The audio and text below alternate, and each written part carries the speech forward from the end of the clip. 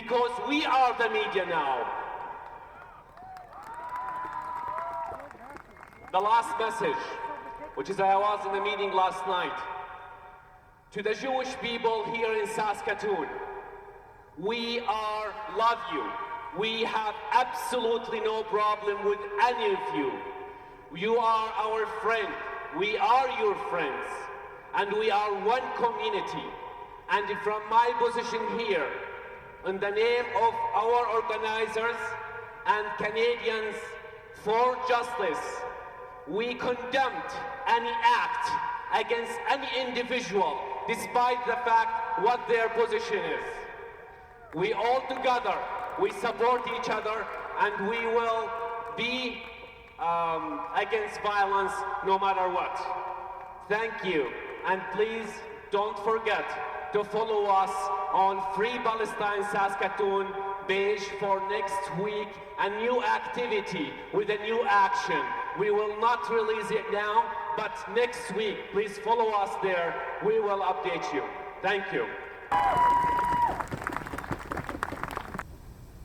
Bonjour, 18nov2023, Cody First Nation, Dunjaba, Saskatoon, Pleasant Hill, Didao, Anishinaabe, Ojibwe, Ndao.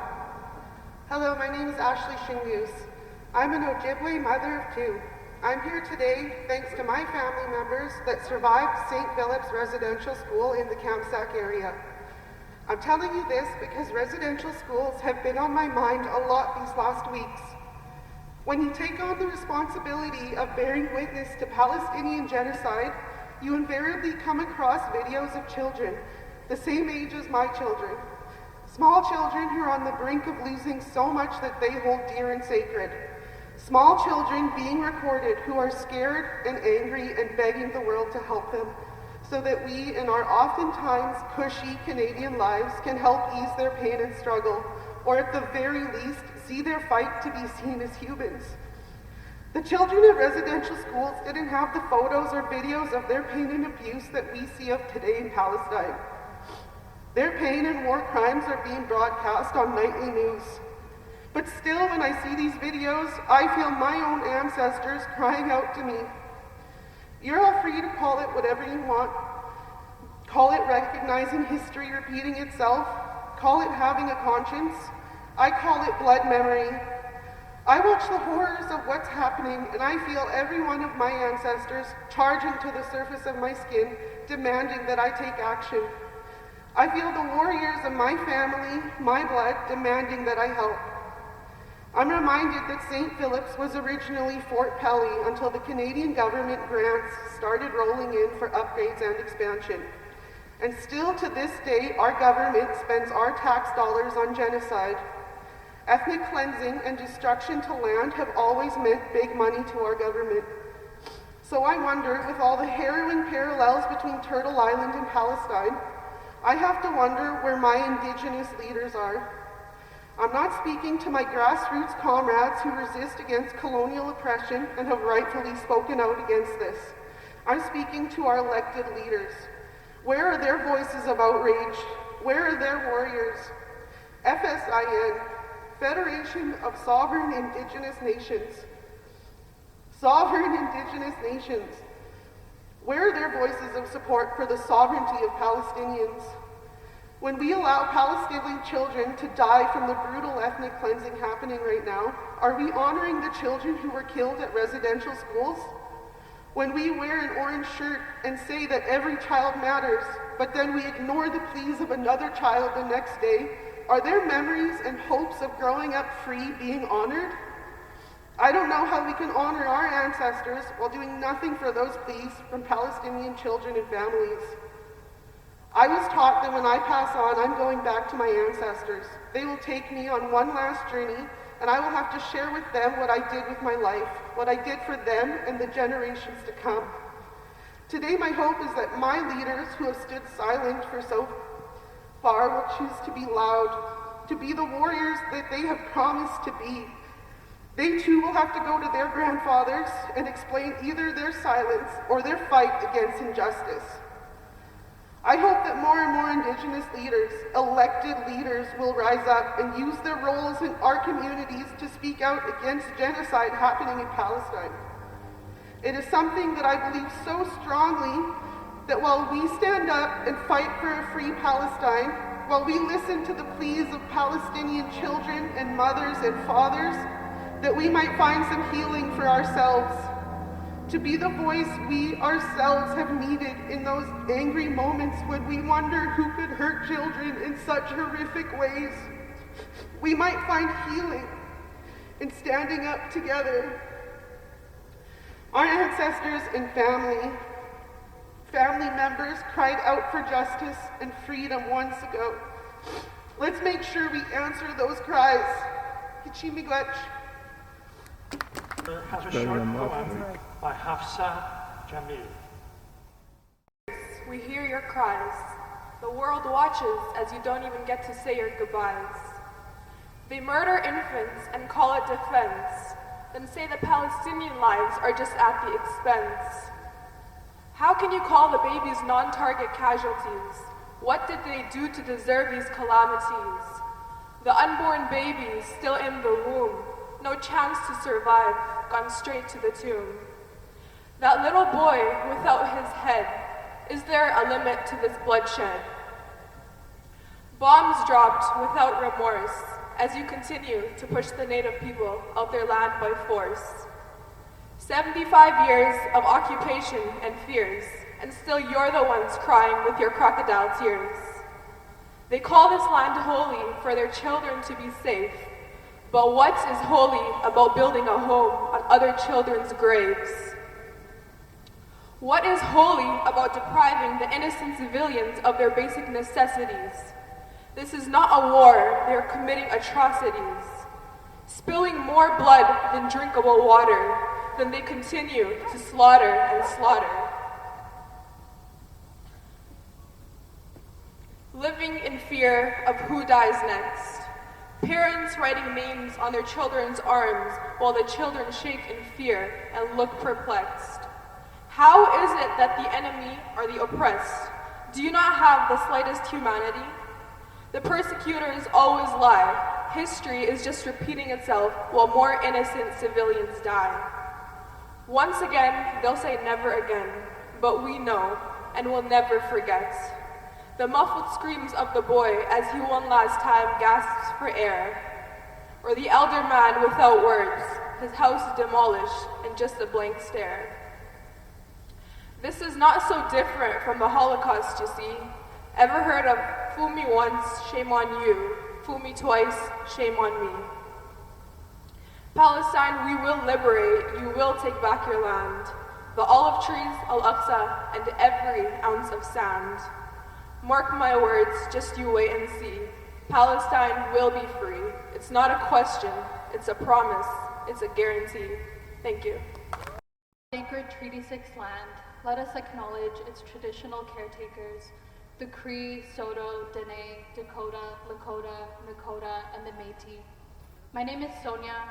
I'm a mental health therapist here in Saskatoon, but more importantly, I'm one of you, a seed in this vibrant garden of solidarity. I refer to myself as a seed today in reference to a beautiful metaphor you may have seen floating around the Palestine protests.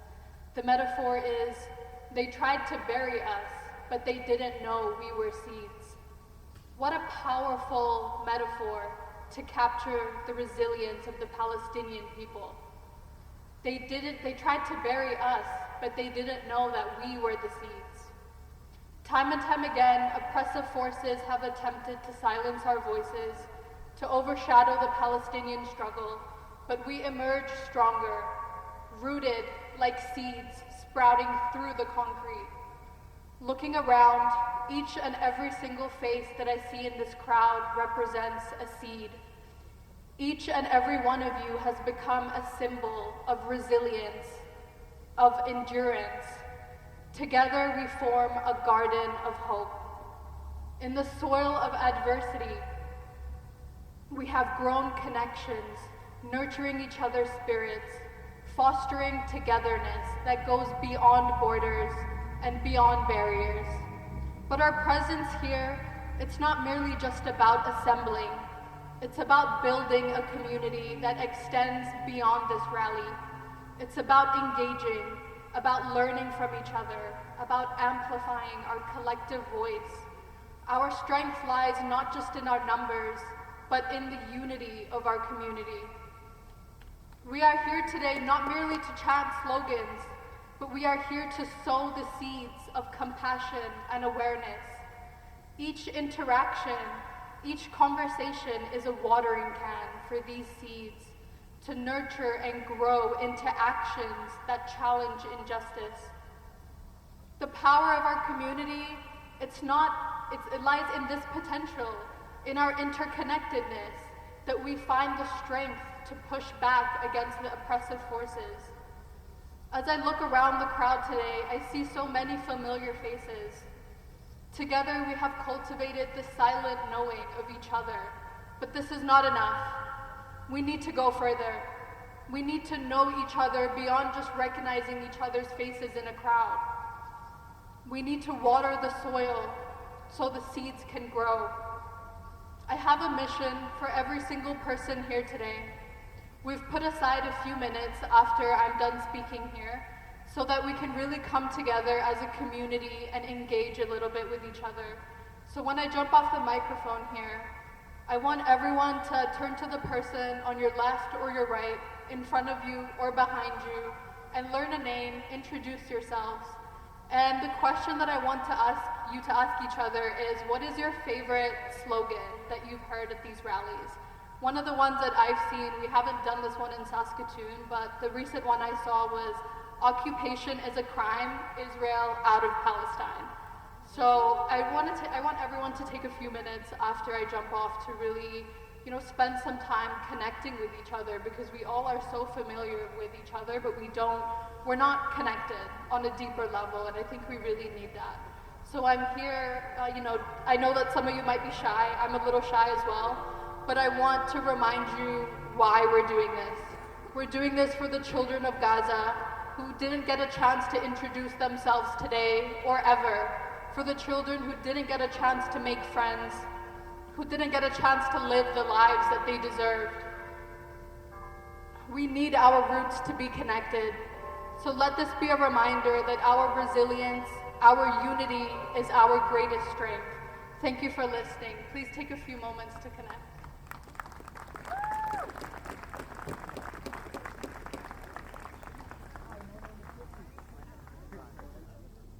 Assalamu alaikum and welcome everyone. May God's peace and blessings be upon every one of you. I won't take up much time because I know it's already, we're already into the program. There's a couple of things. First off, please contact your MPs. It's very, very important. If every single one of us contacts our MPs, we can get them, force them essentially to start changing their views and support this cause. That's very, very critical. Continue doing what you're doing. This is what's making all the difference around the globe. And please do more. Social media, petitions, everything. And these rallies are amazing. The next thing is, I would like to remind everyone, once again, we have our brothers and sisters from the First Nations community, and it is critical to support them in every way we can. This is as important to us as this cause. The last thing that I actually wanted to mention to you was that I'm part of Islamic Relief Canada.